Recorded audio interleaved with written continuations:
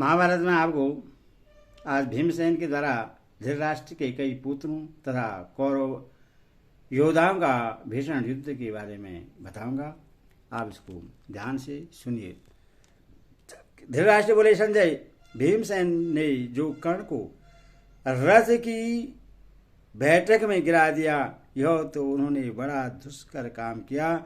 उसी के भरोसे दुर्योधन मुझसे बार बार कहा करता था कि अकेले कर्ण ही पांडवों और षडजयियों को युद्ध में मार डालेगा।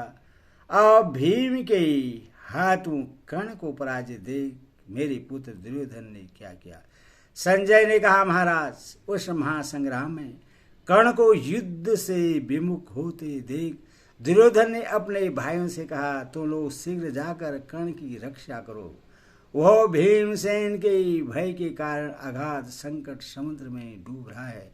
राजा की आज्ञा पाकर क्रोध में भर गए और जिस प्रकार पतंगें आग की ओर दौड़ते हैं, उसी प्रकार भीमसेन को मार डालने की इच्छा से उन पर टूट पड़े। श्रुत्वा दूधर कार्दे विवितसु विकट सम निशं क्वंची पासी नंदी उपनंद और सह, ये लोग रथियों से घिरे हुई दौड़े और भीमसेन को चारों ओर से घेर कर खड़े हो गए। फिर तो उन्होंने नाना प्रकार के बाणों की झड़ी लगा दी। महाबली भीमसेन उनकी प्रहारों से पीड़ित हो रहे थे, तो भी उन्होंने आपके पुत्रों के 500 रथों की ध्वजियां उड़ा दी और 50 रथियों को यमलोक भेज दिया। तदंतर क्रोध में भरे हुए भीम ने एक भल्ल मारकर विभीषण के मस्तक को धड़ से अलग कर दिया। उसकी मृत्यु होती देख सभी भाई भीम पर टूट पड़े। तब उन्होंने 2 भल्लों से आपके 2 पुत्र विकट और सह के प्राण ले लगे। हाथ भीमसेन ने तेज किए हुए नराज से मारकर कार्थ को भी यमलोक भेज दिया। महाराज, इस प्रकार जब आपके वीर धनुधर पुत्र मारे जाने लगे तो रणभूमि में बड़े जोर से हाहाकार मच गया। उनकी सेना का सहार करके भीम ने नंद और उपनंद को भी मौत के घाट उतारा। अब तो आपके पुत्र भय से घबरा उठे। वे भीमसेन को प्रलयकालीन यम राज के समान भयंकर जानकर वहां से भाग गए। आपने इतने पुत्र मारे गए, यह देख कर्ण का मन बहुत उदास हो गया। उसकी आज्ञा से मद्रराज ने पुनः घोड़े बढ़ाए। वे घोड़े बड़े वेग से आकर भीमसेन के रथ से भिड़ गए। फिर तो एक दूसरे का वध चाहने वाले कर्ण और भीमसेन में बाली सूर्य की भांति भयंकर युद्ध होने लगा। कर्ण ने अपने सुदृढ़ धनुष को कान तक खींचकर 3 बाणों से भीमसेन को बीध डाला। उन्होंने भी एक भयंकर बाण हाथ में लेकर उसे कर्ण पर चलाया। उस बाण ने कर्ण का कवच फाड़कर उसके शरीर को छेद दिया। उस प्रचंड प्रहार से कर्ण को बड़ी व्यथा हुई। वह व्याकुल होकर कांपने लगा। तदनंतर रोष और अरमस में भरकर उसने भीमसेन को 25 बाण मारे।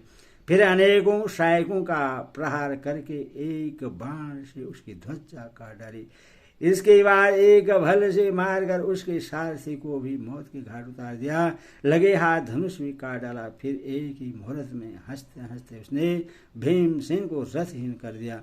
रथ के टूटते ही महाभाव भीमसेन गदा हाथ में लिए हंसते हंसते कूद पड़े।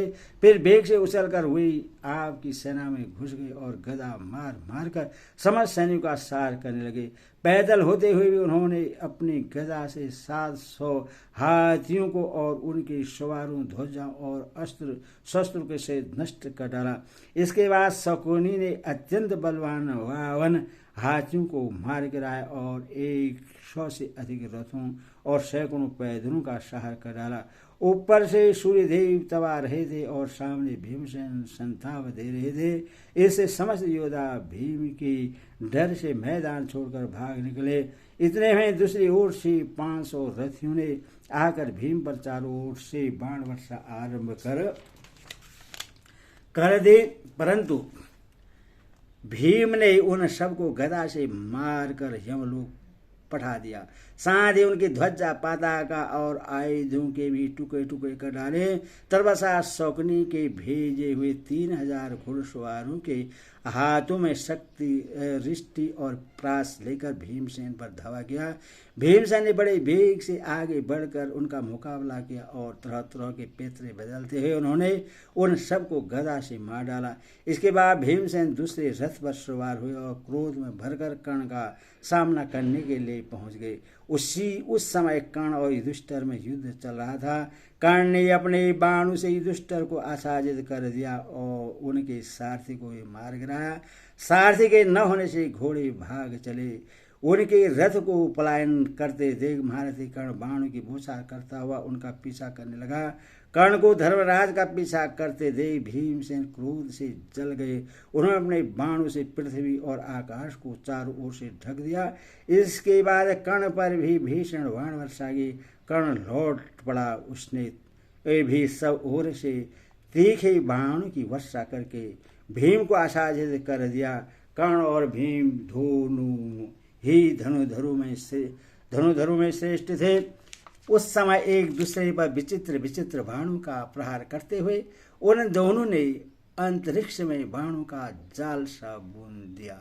यदि उस वक्त मध्याह्न का सूर्य तप रहा था तो भी उन दोनों ने सहायक समूह से रुक जाने कारण उसकी प्रखर प्रभा नीचे नहीं आने पाती थी। उस समय शकुनी, कृतवर्मा, अश्वत्थामा, कर्ण और कृपाचार्य ये 5 वीर पांडव सेना से लोहा ले रहे थे। उनको डटे हुए देख भागने वाले कौरव योद्धा भी पीछे लौट पड़े। फिर तो दोनों पक्ष की सेनाएं एक दूसरे से गुथ गई। उस दोपहरी में जैसा भयंकर युद्ध हुआ वैसा मैंने न तो कभी देखा था और न सुना ही था। एक ओर से सैनिकों का झुंड दूसरे ओर के झुंड से सहसा जा भिड़े। भीषण मारकाट बज गई।